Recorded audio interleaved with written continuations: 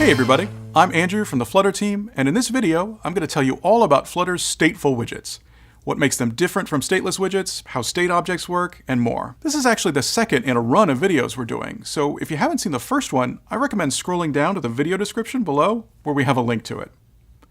If you have seen that first video, you're probably pretty familiar with stateless widgets. They're an immutable configuration, or blueprint, so to speak, for an element, which is what's actually placed on screen.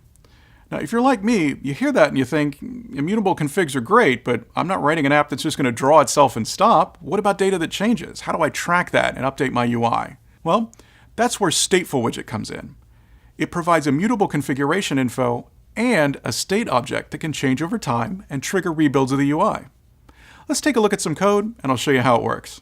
Here's a basic stateless widget. It takes a name and count in its constructor and it builds a text widget to display them. Super simple. But let's say I need that count to change over time. I can't change anything inside a stateless widget, right? Count is final. So I'll turn this into a stateful widget. Now I've got a couple classes, a widget and a state object. The widget is responsible for two things, holding on to that immutable name value, which won't change, and creating the state object. The state object, for its part, holds the count value, which you'll notice is no longer tagged as final, it can change, and the state object now builds child widgets, in this case, the text widget that'll display the name and count.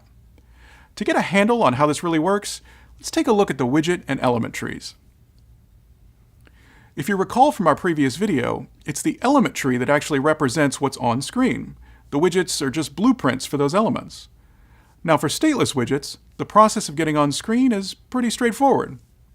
You give Flutter a stateless widget, and Flutter says, no problem. I can display this, I just need an element. Hey widget, can you make an element for me? The stateless widget creates a stateless element, and it's mounted into the element tree. If that stateless widget has child widgets that it builds, elements are made from them, they get mounted, and so on down. With a stateful widget, there's an extra step.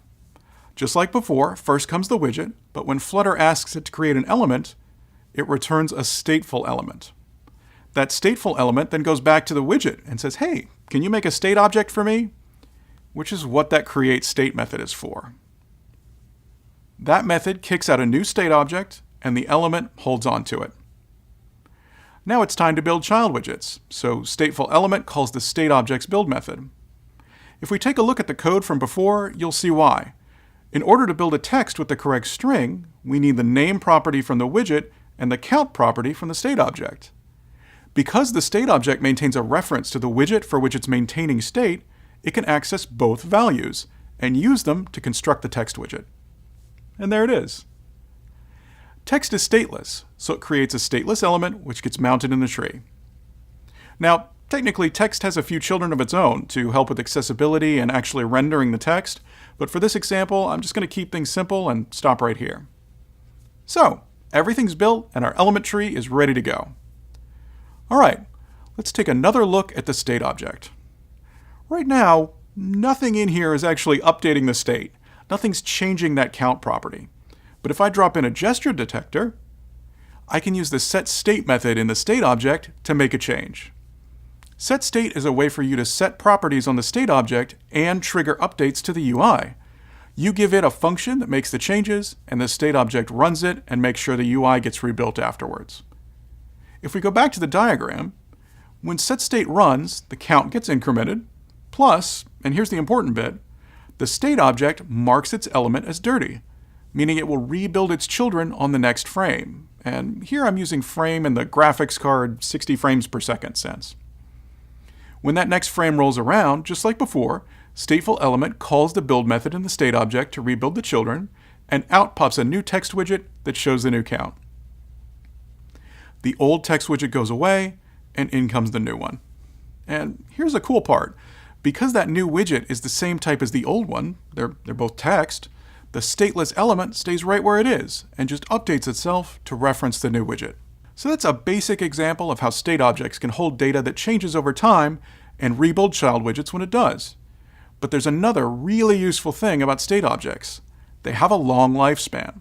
They can remain attached to the element tree even when the original widget gets replaced by a new one, as long as that new one is of the same type. For example, if the item counter widget itself were rebuilt, maybe from a change above it in the tree, the original item counter widget goes away, but since the new one is the same type of widget, the stateful element and state object stay right where they are.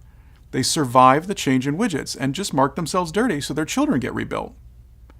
Then the state object's build method kicks out a new text widget using its count value, but with the new item counter widget's name value.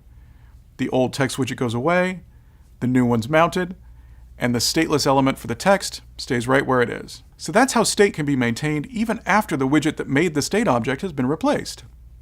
It's kind of like stateful hot reload, right? You can push new code to your device without changing where you are in the app and what's going on. Here we're building new widgets with new properties, but that state stays the same. I'm not using it in this example, but there's even a method in the state class called didUpdateWidget that you can override if your state object needs to know when its widget gets replaced. Animated container, for example, uses this to know when it should start animating the change from one config to another. So, as you can see, stateful widgets give you the power to track data over time and update your app's UI to match, which is really handy. The ironic thing is, though, as you get better and better with Flutter, you'll probably find yourself writing fewer and fewer stateful widgets. One of the reasons is that a lot of the common use cases have already been implemented. For example, say you have a stream of data, and you want a stateful widget that rebuilds whenever the stream emits a new value. Well, that's a stream builder, and it's part of the Flutter framework. Another reason is that if you've got a bunch of nested stateful widgets, passing data through all those build methods and constructors can get cumbersome. Fortunately, there's another type of widget that makes it easy to access data stored near the top of the tree, even if you're 100 widgets down. It's called Inherited Widget, and we'll tell you all about it in the next video in this series. In the meantime, for more information about Flutter and all its many widgets, head to flutter.io.